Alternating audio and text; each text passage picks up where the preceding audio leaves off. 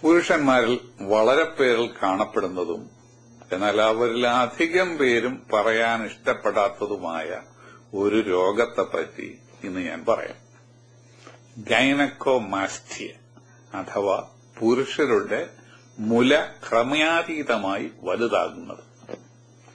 New England journal of മെഡിസിനിൽ ഈ അടുത്ത കാലത്ത് വന്ന ഒരു ലേഖനത്തില് വായിക്കുകയുണ്ടായി, ബ്രസ്റ്റ് ടിഷ്യൂ സാധാരണയിലധികമായി വലുതായി ഉണ്ടാകുന്ന ഈ ഗൈനക്കോമാസ്റ്റിയ എന്ന രോഗം 3 പുരുഷന്മാരിൽ 2 പേർക്കെങ്കിലും ആയുസ്സിൽ എന്നെങ്കിലും ഉണ്ടായിരിക്കുമെന്ന്.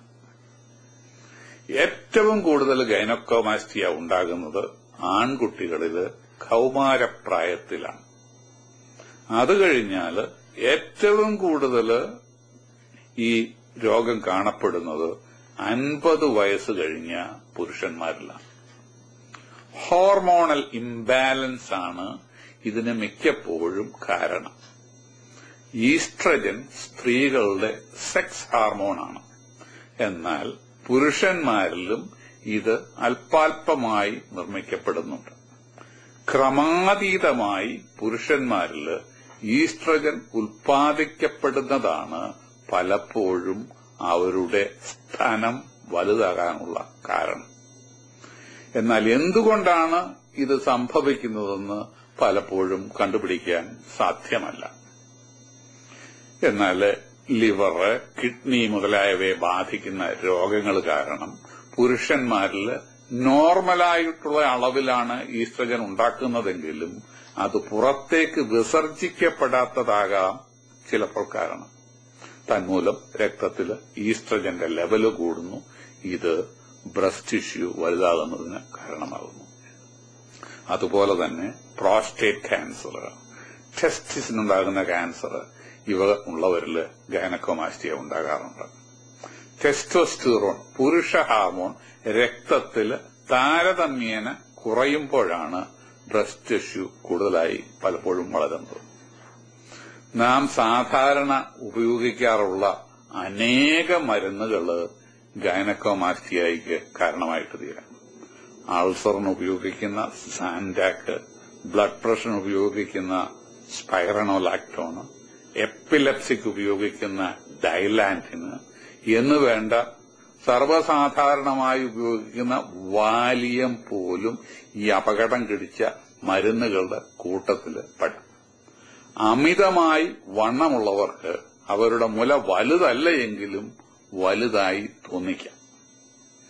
ഗൈനക്കോമാസ്റ്റിയയുടെ ചികിത്സ അതിന്റെ കാരണത്തെ ആശ്രയിച്ചിരിക്കും.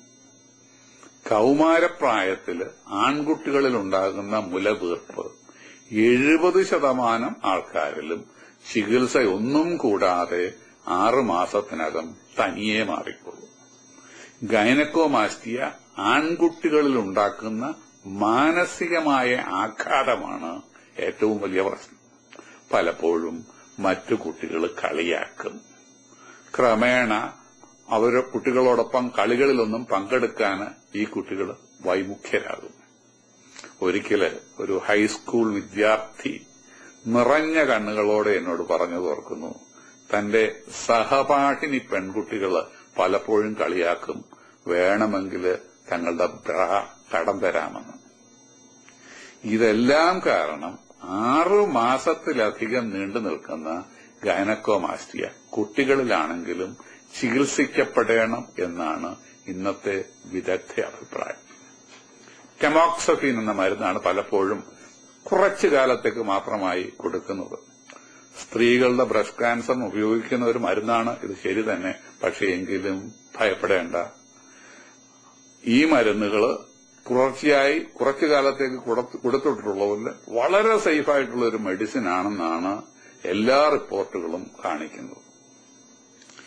7 വയസ്സിൽ താഴെയുള്ള കുട്ടികളിൽ ഗൈനക്കോമാസ്റ്റിയ ഉണ്ടാകുകയാണെങ്കിൽ ഞാൻ മുമ്പ് പറഞ്ഞതുപോലെ 6 മാസം വെയിറ്റ് ചെയ്യാൻ പാടില്ല.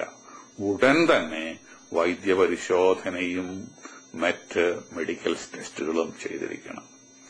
7 വയസ്സ് താഴെയുള്ള കുട്ടികളിൽ ഗൈനക്കോമാസ്റ്റിയ ചികിത്സിക്കപ്പെടേണ്ട മറ്റ് പല കാര്യമായ അസുഖങ്ങൾ മൂലം ഉണ്ടാകുന്നതാകാം.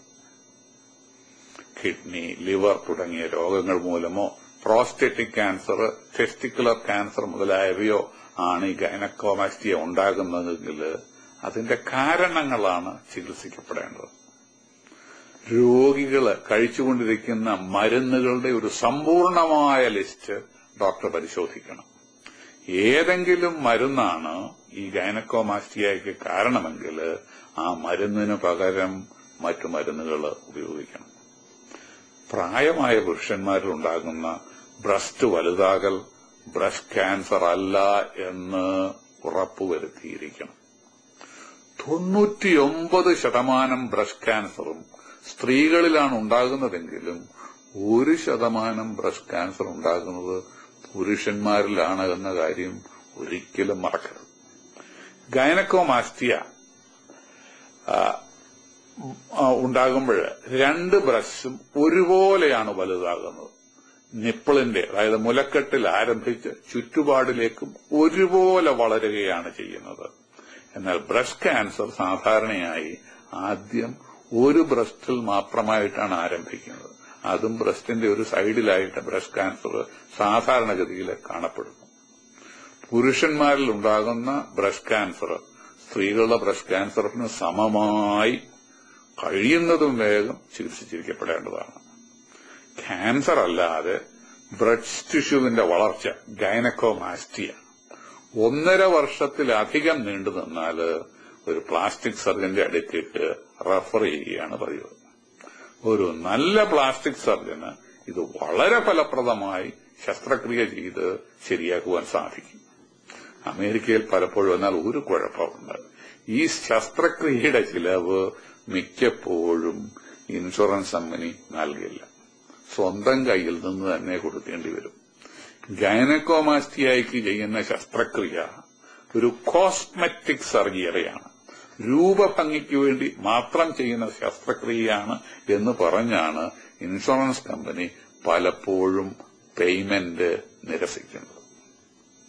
ഇങ്ങനെയുള്ള അവസരങ്ങളില് നമ്മുടെ നാട്ടില് ഒരു നല്ല പ്ലാസ്റ്റിക് സർജനെ തേടിപ്പിടിച്ച് ഒരു നല്ല ആശുപത്രിയിൽ ശസ്ത്രക്രിയ നടത്തിയാൽ കുറച്ച് പണം ലാഭിക്കാൻ സാധിച്ചിരുന്നു.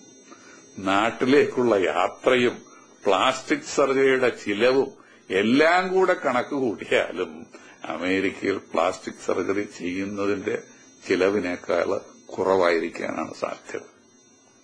അമേരിക്കൻ മലയാളികൾക്ക് കേരളത്തിലെ മെഡിക്കൽ ടൂറിസം പ്രയോജനപ്പെടുത്താവുന്ന വളരെ അപൂർവ അവസരങ്ങളിൽ ഒന്നായിരിക്കാം ഇത്. ചിക്കാഗോയിൽ നിന്ന് ഡോക്ടർ റോയ് പി തോമസ്. വരുന്ന ആഴ്ചയും ഇതേ സമയം വീണ്ടും കാണാം.